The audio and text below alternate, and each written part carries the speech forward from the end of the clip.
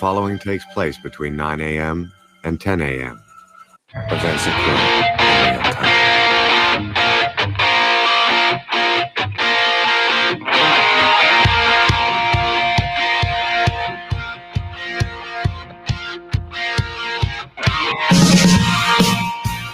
Good morning, everyone. Welcome.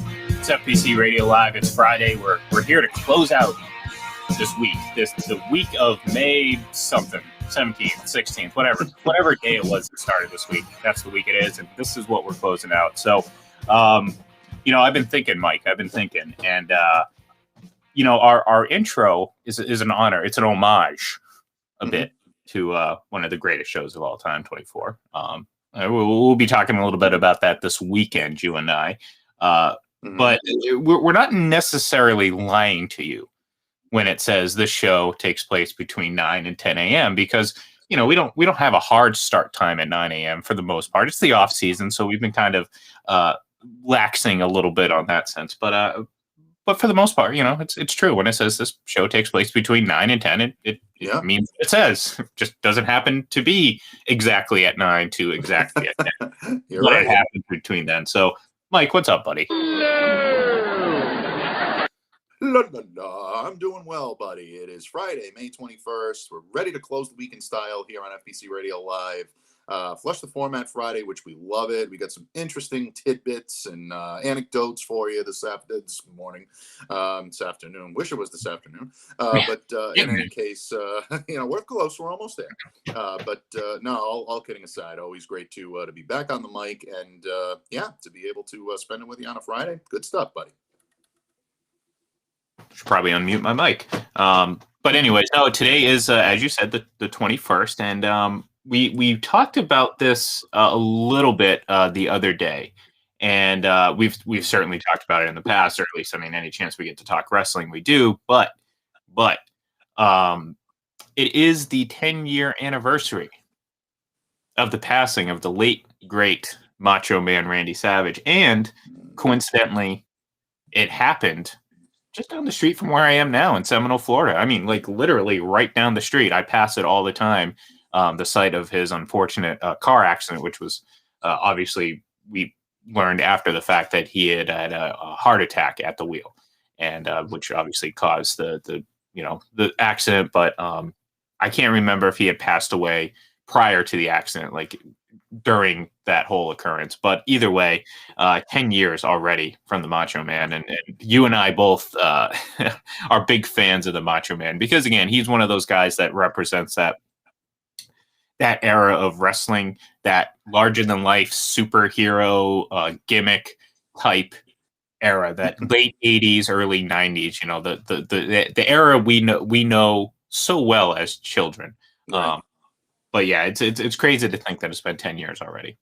It is. It's insane to think that. I still remember hearing the news, and Randy was one of those guys that I grew up he was always my favorite growing up. I always loved Hogan and the Warrior and Piper, and those guys were some of my favorites. But there was something about Randy Savage that was just. He was larger than life in so much of his personality. Not only was he great on the microphone, and not only did he have that lavish and that bombastic type of personality, but he was also great in the ring. It's something that not a lot of the other guys could say at that point. Savage put on a great show, whether he was on the microphone or whether he was in the ring. And some of the favorite stories that I've heard about Randy is that, first of all, he actually spoke exactly as the Macho Man did. Yeah. A lot of people think that, that was a put-on voice or whatever. Obviously he'd kick it up a notch for TV and when he needed to dial that up. But Randy was that was the type of guy that he was. And you very seldom hear guys that have worked with him in the ring say anything bad about him in terms of his work ethic, in terms of how great he was to work with. So many wrestlers have gone on to say that he was, just a great guy. And it's because it happened at a time where Randy looked like was to really re-enter his life and re-enter happiness after a lot of years of difficulty with, obviously his divorce from Elizabeth Hewlett, known as Miss Elizabeth. That hurt Randy for a number of years. Obviously, her untimely death really, Mm. affected him very deeply. But he had reconnected and married his high school sweetheart, and it looked like he was really starting to re-enter happiness. And it's just a reminder that when your number is up, it's up, and to live every moment to the fullest, because you never know which moment is going to be your last. And to my understanding, to get back to your question, I do believe that. And don't quote me on this because I'm not sure, but I remember reading. I believe he had passed away by the time the car struck the tree. I Yeah. think it was that instantaneous. I think the heart attack had already claimed him, and I think his wife actually tried to veer the car off the road so that way it wouldn't hurt anyone else, and veered it into the tree, which ended up, I guess, protecting the motorists or anybody on the road. So. Yeah, just I still can't believe it's been 10 years, and it coincides with another wrestling tragedy that we've spoken about several times as well. It'll be 22 years ago this coming Sunday that Owen Hart tragically died in Oh. in the ring as well. Well, before we get to that, because I do want to talk about that, I do want to enjoy a classic, and when I mean classic, I mean really classic. Macho Man promo, which really, is something that this is why the Macho Man was great. WrestleMania 3 at the Silverdome in Pontiac, Michigan. It's a day that I'm certain my guests at this time will not forget. I'm talking about the former Intercontinental Champion of the world, Macho Man Randy Savage. Means nothing. Nothing means nothing. Nothing means nothing. What do you mean by that? I'm talking about all the way to the top, yeah. Unjustifiably in a position that I'd rather not be in, but the cream will rise to the top, oh yeah. Macho Madness, yeah, has got more to offer than President Jack Tunney thinks that I got, yeah. And I'm gonna tell you something right now. Cards stacked against the Macho Man Randy Savage in WrestleMania 3, yeah, let me say it, yeah. Let me say it out loud. And let me point to the president of the World Wrestling Federation. The Macho Man Randy Savage is not happy with your decision, yeah. I am the cream in the World Wrestling Federation. And there is no doubt about it, yeah. You mean Gene Okerlund. You know that I'm the cream of the crop. Well, wait a minute, though, Randy. I've got to ask you very seriously. Do you blame Mr. Jack Tunney, the distinguished president of the World Wrestling Federation, for Ricky Steamboat being the Intercontinental Champion today? Yeah, I do, yeah. Outside interference, yeah. In my moment of glory. Yeah, now I'm living a nightmare. And I am the cream. And now, not only the Intercontinental Heavyweight Championship belt must fall, but the World Heavyweight Championship belt. Because Hulk Hogan, yeah, I am the cream, yeah. The cream of the crop. And there is no one that does it better than the Macho Man Randy Savage. On balance, off balance, doesn't matter. I'm better than you are, yeah. And I'm talking to everyone in the World Wrestling Federation. And I'm even talking to President Jack Tunney, yeah. I'm on my way. And nothing is gonna stop me. Nothing's gonna stop me.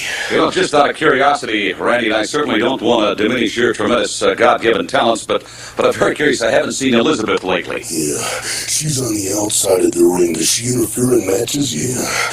Nothing, zero, yeah. Pure athlete, yeah. And I've been, maligned from the top to the bottom. And because they can't handle the Macho Man Randy Savage, the cream of the crop, nobody does it better. We are putting together a crew for a job. Oh man, that was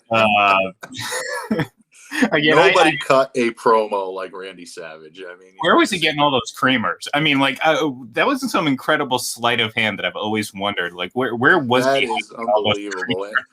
It really is. I mean, and you want to give credit. Give credit to the late great Gene Okerlund as well. Yeah. Oh yeah. Was there anybody better at being able to play to a wrestler's strengths than Gino? He was unbelievable.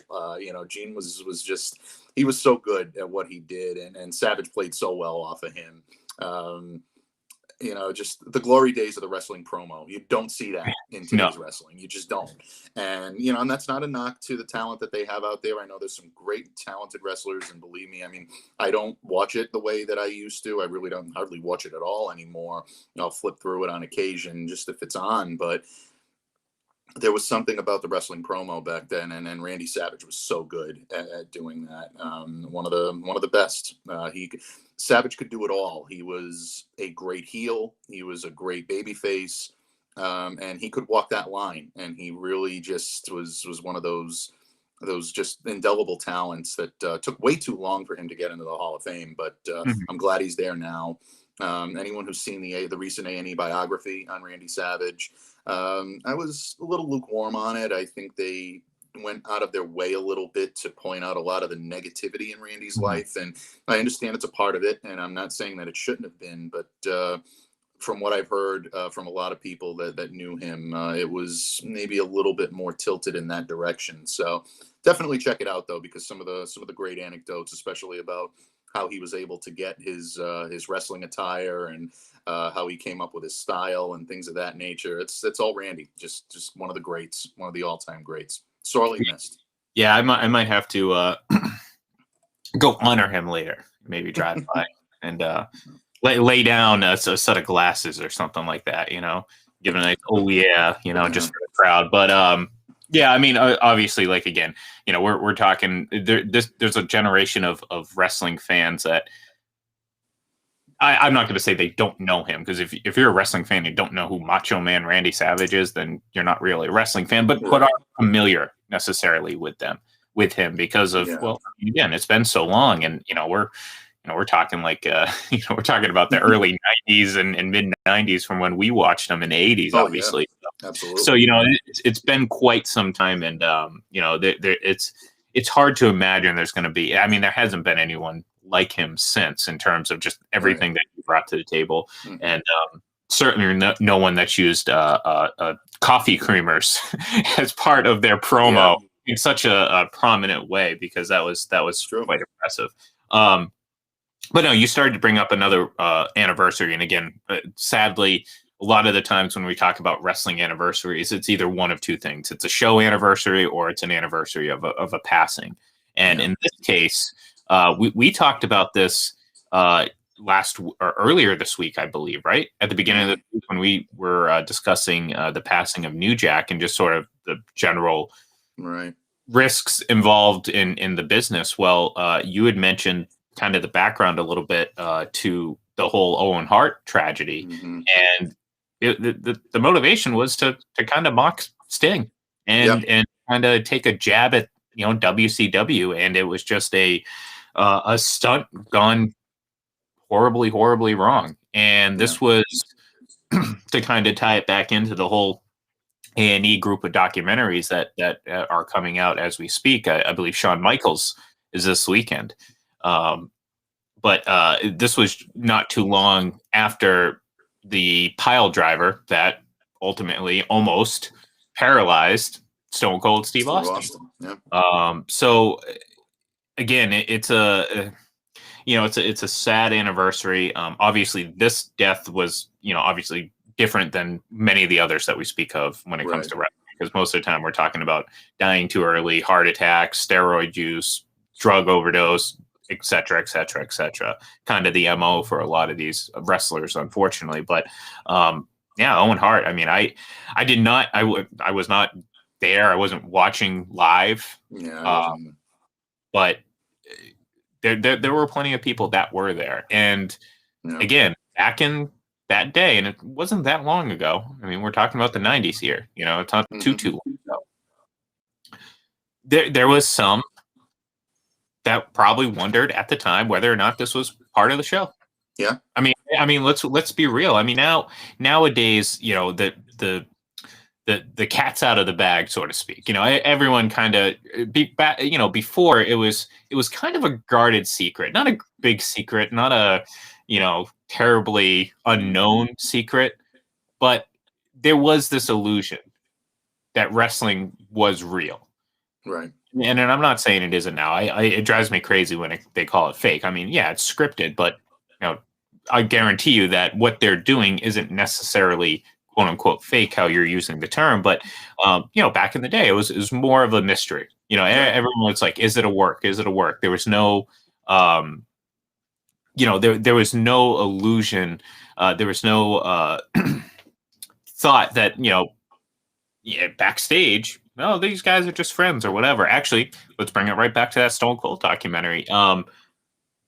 They talked about it in the show. The reason why he got the call to win that King of the Ring tournament was because Triple H and Shawn Michaels and Kevin Nash and Scott Hall at the time, or Razor Ramon, whatever he was going by. I can't even remember what it was at the time. Did a big no-no, and they did the curtain call. Yep. They pulled back the illusion, and that's how crazy it was back then about keeping this illusion, and it cost Triple H a chance to win the King of the Ring, and as we know, Stone Cold took that opportunity, and that was that. But so my main point was, when this happened, the tragic Owen Hart situation, not everyone thought it was real. Yeah. As crazy as it sounds to watch some guy fall from the rafters, they thought it was part of the show. Yeah. There were a lot of people that did. Yeah. You hear about eyewitnesses and people that were there. That was the first reaction.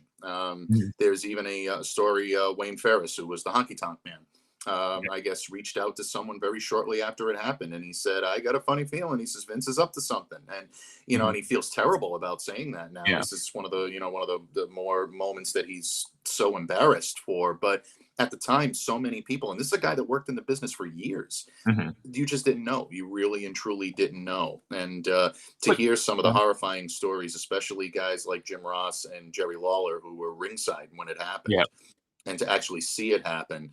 I believe Jimmy Corderas was the referee that was in the ring at the time, and just him hearing the story about him hearing a scream, and then all of a sudden the rope snapped back in his hand and he had no idea what it was, and he turned around and he saw Owen lying in the corner. I can't even imagine the type of horror that those guys went through, having to continue the show, which is still debated to this day. They were in an impossible situation. And you think about it from just a logistical standpoint, and we talked about this the other day, like you said, this was all done as a way to spoof Sting. This was this was going to be almost like an idiot type moment where Owen was going to struggle to get out of the harness. He was going to let himself go, and that was going to be the joke, and it was going to just end right there. This wasn't an elaborate. A lot of people I know have compared this to Shawn Michaels' entrance at WrestleMania when he came in through the zip line and he entered the ring. That was sort of Michaels' entrance into main event status. That signified something. This didn't signify anything. It was just a way for the WWE to jab WCW again, and probably wouldn't have really moved the needle in the ratings at all. And for someone to lose their life for something so trivial is so difficult. You hear his brother Brett talk about it and talk about, and it still hurts him to this day. You can see that it's still fresh in his mind, and his eyes light up when he talks about Owen. And one thing about Owen that I know a lot of people either know from being a fan of his, or if you don't and you're not familiar with him, Owen was a tremendous prankster. He was one of those guys that just loved to rib his fellow wrestlers, and he really played making people laugh and really kind of getting under their skin. One of my favorite stories that Brett tells, that he told it at the Hall of Fame induction ceremony, was when they were, I guess, wrestling a house show in Dayton, Ohio, and Jim Duggan, Hacksaw, Jim Duggan, was on the road with them, and I guess he took his wife on this trip. And they were all checking into the hotel, and Brett coming in, putting their stuff down at the front desk, and Jim was already in his room with his wife. And they're checking in, and all of a sudden they get a call at the front desk. The guys that are working there get a call at the front desk, and it was Jim. It was Jim Duggan. And I guess Owen and Brett could hear him on the other line. Jim had that, distinctive voice that, is really difficult for anyone to mistake, especially when you know him as well as he did. And I guess Jim had, a little extra time before the event. He wanted to know where the gym was. And so I guess the kid that was working the front desk didn't know. He was either new or he didn't know where it was. So he puts his hand over the phone, and, he's just asking around, and he goes, where's the gym? Where's the gym? So Owen takes it upon himself to, give me the phone, So Owen takes the phone, and I guess the kid took the phone. I guess the kid gave him the phone saying, oh, okay, this guy knows him. He's going to tell him where the gym is. So Owen disguises his voice as a guy that's working the front desk, and he goes, busy down here. We don't have time for this. Why don't you just look it up yourself, you lazy bastard? And I guess Jim didn't take too kindly to that. He kind of went back at him a little bit, and Owen's trying to make a thing out of it. Brett's shaking his head, going, "What are you doing? What?" And the kid is, I guess the kid that gave him the phone, he's scared beyond belief because you don't want to anger a wrestler and get him down there. Yeah. So Owen kept John at him though. He kept going, he wouldn't let up. It wasn't like, Jim, it's Owen, I'm here, I'm down here, and that's it. So I guess Jim kind of went back at him a little bit, and he says, well, he says, you don't like it, you want to make something of it, why don't you come down here, I'll kick your ass. And that was the last straw with Jim. So Jim kind of slammed down the phone. And Owen kind of hands the phone back to the guy at the front desk. The kid at the front desk was really scared. He's like, oh, man. He's like, don't put this on me. And he says, nah, don't worry about it. He's the guy that's coming down. He said, just tell him it's me, Jim Powers. And for anybody that doesn't know, Jim Powers was it was kind of like a mid-card, talent that just put other guys over. And apparently, Owen just kind of slid out of there. And Jim came to make something of it. And I guess the guy told him it was Jim Powers. And I never knew if he actually confronted Jim about it or if Owen confessed to it. But Brett just said that was one of his favorite Owen stories. And that really, I think, is a great way for him to be remembered. That's just how he was. That's just the type of guy that he was. And if he liked you, he would call a rib on you.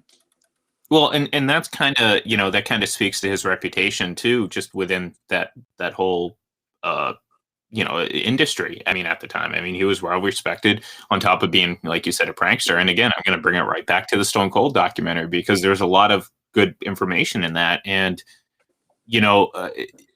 the prior to the match, and Steve talks about this, he talked to Owen about how they were going to do the pile driver. And, originally Steve thought it was going to be knees down, very traditional pile driver, probably the safest way to do it. But Owen said, no, I go ass first, essentially, where he drops down, very old school Undertaker type. Which again, at first you're like, oh, okay. Steve's was like, I'm kind of, concerned, but hey, it's Owen Hart. I trust him. Right. And that kind of is the overlying theme here. And that is, his reputation was, impeccable, in the industry, or at least in the WWE at the time. So to the point where Steve obviously trusted him. Now, it didn't work out. Obviously, by watching, anyone who watched the clip saw that Steve Austin's head was clearly not where it was supposed to be in it on the mat, and it could have really seriously altered his history and obviously the history of the business as we know it. But no, again, just to be able to trust Owen to do that, obviously, like I said, it didn't work out, but again, sort of speaks to the reverence others had for him, and obviously his family. So definitely tragic, and these things are all hitting one after another. I feel like we've been talking about tragic wrestling incidents for the entire week, but just how it works out. So fortunately, we I don't think we have any more coming up soon. We do have the tragic end to some of the greatest shows of all time coming up next week, but unfortunately, or fortunately, it will not be talking about the death of wrestlers. So let's we have 15 minutes left here. So I do want to kind of shift back towards the NFL, because I feel like we haven't spoken about the NFL in quite some time. The Julio Jones rumors persist, and I'm not talking specifically about any team in particular, just the idea that the Falcons are willing, or at least open to discussing, moving on from Julio Jones. Right off the bat, I think, okay, if he gets moved, what three teams, or what, not necessarily three teams, what teams would come to mind? What, who would go after him? Well, New England actually does make some sense outside of the whole, well, every time a player in any sport or any team is available, New England's interested. No, this, if the circumstances were right, this makes sense for New England based on their what they've been doing in the offseason. Okay, you go out and you get a superstar, quote unquote, wide receiver who, his value is at its probably lowest. The biggest thing is it low enough for the Patriots to bite? And that's something we can talk about here in a second. But right off the bat, I think the Patriots, I think the Seahawks, and I think the Ravens as three teams that would seriously and consider the move, and not only consider it, but actually pull the trigger on it. Yeah. And it's a move that would help all three of those teams very significantly. And specifically, and I'll start with New England, but we can talk about what team you think would be the best fit for him. But, specifically in terms of New England's fit, we talk about whether it's Cam Newton or Mac Jones. I'm going to go in with the assumption that, Cam Newton is a starter for the entire season. His best success came with guys that had some size to him and had some scale. Kelvin Benjamin had a great season in 2015, but he was a big-bodied wide receiver. He was kind of a smaller tight end almost. Now he's a bigger tight end after a few years away, or at least a few years not as active. But so the idea of adding a guy like Julio Jones to, quite a duo at the tight end position, you're like, okay, this would certainly elevate Cam Newton, even if he plays the exact same level as he did last year, just based on the talent around him. But then I also look at teams like the Ravens, who have always kind of flirted around that big time wide receiver, whether it was Antonio Brown or whoever. They've always kind of, last couple of years have been keeping their eye out. And Seattle, of course, is always looking to let Russ cook. Forget the defense. We don't need to work on the defense anymore. Let's let Russ cook, and maybe he can get an MVP vote. But I look at that as a team that would certainly take the plunge to make the move. So, what do you say, Mike? What do you think? What team or teams do you think would be the best trade partner for Atlanta and would be the best fit for Julio Jones?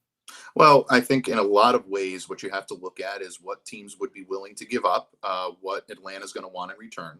And at the same time, you also have to look at salary cap implications. Julio kind of counting against about a $23 million cap hit. That's a lot for any of those teams to be able to absorb. Now, guaranteed, what you would do is you'll clear room. You'll find a way to get it done. So I don't think that'll be a deterrent for any of these teams to get involved. Seattle was a very intriguing option for me. Again, they look toward trying to, either beef up that wide receiver core. I think in a lot of ways, that's a good fit with Russell Wilson. If you're trying to appease him or kind of get him back on the same page as Seahawks management, that's a good way to do it. The Ravens you mentioned is a very good fit as well, because I can definitely see them dipping their toe into the Julio Jones sweepstakes and coming away with that bona fide number one wide receiver. Look, folks, in a lot of ways, I know it's pie in the sky to hope that this is a possibility for the New England Patriots, but I think it's a real possibility for the Patriots. They do have capital to be able to, to swing the deal. I do think it would require some NFL talent. The Patriots have stockpiled that, so it should be interesting to see if any, player either on the radar or off the radar right now would be included in a deal to Atlanta for Julio Jones. I don't expect them to pull the trigger on a trade before June 1st. And a lot of people are probably rolling their eyes, but it's not that far away. And there's a very good reason for that. Thanks to our good friend, the Pats. Less than 2 weeks. Yeah, exactly. That if they do choose to unload him before the June 2nd or the June 1st deadline, they would lose close to $900,000 in available cap space. And they're already in cap, difficulty as it is. If you trade Julio after the 1st of June, let that pass, trade him on the 2nd or later than that, that's going to create about $14.6 million in cap space for the Falcons, who are completely cap strapped at the moment. So after June 1st, I do think that market is going to heat up. Maybe it's already heating up, but I would expect a deal after that. I think these reports getting out there usually end in that regard, and it'll be interesting to see where he goes. Obviously, this would be a huge, coup for whatever team is able to snag him in. New England, I think, maybe more so than anyone because of their lack of a true number one wideout on that team right now. But at the same time, you can make the same argument about some of the other teams that are involved as well. Julio Jones really joins the majority of teams out there, and automatically he's your number one option. Well, look, I mean, we we know Julio all too well. We're on our screen right now. We're seeing some highlights from 2019, not last year. Obviously, his season was cut short due to injury, which has somehow now given him the injury-prone status, which I don't necessarily get. And you don't get injury-prone status when you get injured really for the first time for any sort of long period of time. But we all remember the greatest catch that no one remembers in Super Bowl history. What probably should have been essentially the clincher in an Atlanta Falcons Super Bowl win over the Patriots. That incredible catch he made on the sidelines. Obviously, it was all for naught because, well, we all know what happened back in in February of 2017. But like you said, he's a guy who, despite is he peak Julio Jones? Probably not. I mean, maybe he takes a little step back. Maybe the injury does do that. But I mean, this is a guy who immediately changes the outlook for a team. Like, even if it is the Patriots, think about it. It's going to help Cam Newton, no doubt. If it goes to Mac Jones, well, guess what? It's going to help Mac Jones too, because all of a sudden you put this collection of talent on the field at the same time, and no matter what quarterback you have, as long as they're you have to be a good quarterback. You can't just put a bad quarterback in and expect them to succeed. But if you have a talented quarterback, you put them in that position, they're going to have a lot of options and a lot of chances, let's say, to succeed with those players around them. And Julio Jones, Jonnu Smith, Hunter Henry, that's a scary sight for especially safeties and linebackers. Yeah. Maybe looking at how they're going to cover those three guys, and then you add everyone in the mix. So and you're looking at a pick your poison type deal too, because you're looking at all right, let's say you want to double Julio, you want to try to throw an extra body on one of the tight ends. You're still leaving guys like Nelson Aguilar, Kendrick Bourne potentially open. James White's so good at catching the ball out of the backfield. So there's a lot of options. It creates a lot of opportunity. This is intriguing, and I can definitely see the Patriots in on this, folks. Whether or not it's going to happen, your guess is as good as mine at this point. Your guess is as good as anybody's. I don't think anybody really knows if they're actually going to be able to do it. A lot of people are saying that it would absolutely have to include either Stephon Gilmore or J.C. Jackson. That Atlanta's going to want a big time NFL ready player on defense, most likely, to come back. And if that is indeed the case, this would lower the Patriots salary cap number, tremendously. If they trade JC, according to, again, our good friend, the Pats cap, lowers the Patriots salary cap number by $11.916 million. If they trade Jackson, if they trade Gilmore as a part of this, lowers it by $7.5 million, $7.6 million. So a lot of things to consider, a lot of, financial logistics to be worked out, but there's no question about it. I don't think there's any team or most teams out there that wouldn't leap at the chance to see Julio Jones in their lineup, in their wide receiver core. Well, and look, the price tag, that's a reasonable starting position. Am I sitting here saying, I'd 100% be willing to give up one of those two guys?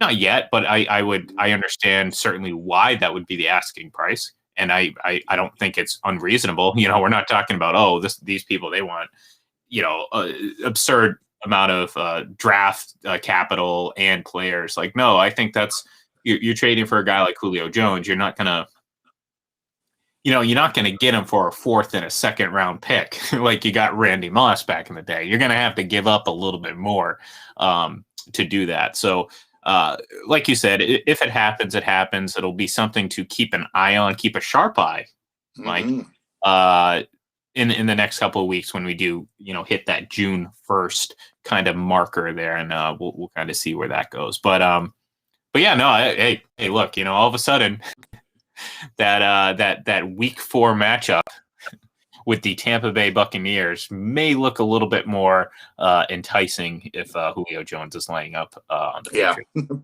very much. It'll be quite a star-studded event. We just hope that the Patriots get some adequate quarterback play. So, any final thoughts, Mike? We got a couple minutes left. let's hit the weekend strong. Let's the cream rises to the top here, and let's close it out right.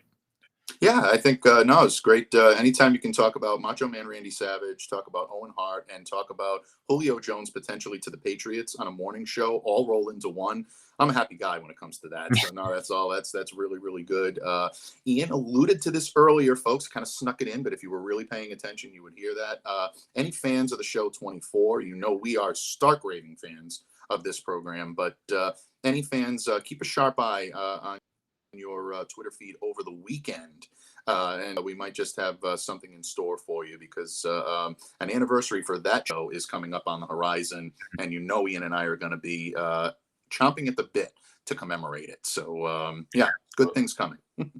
Absolutely. So thank you, everyone, for tuning in. We're going to say goodbye for the next couple days. We will be back, obviously, Monday live and talking about all the happenings over the weekend. Of course, Stanley Cup playoff action is in full effect. And, of course, the NBA playoffs are getting going as well. So give us a follow on Twitter. It's up there on the screen at FPC Radio Live, at Full Press Radio. I am at IGLEN31. And, of course, my man Mike is at MDABATEFPC.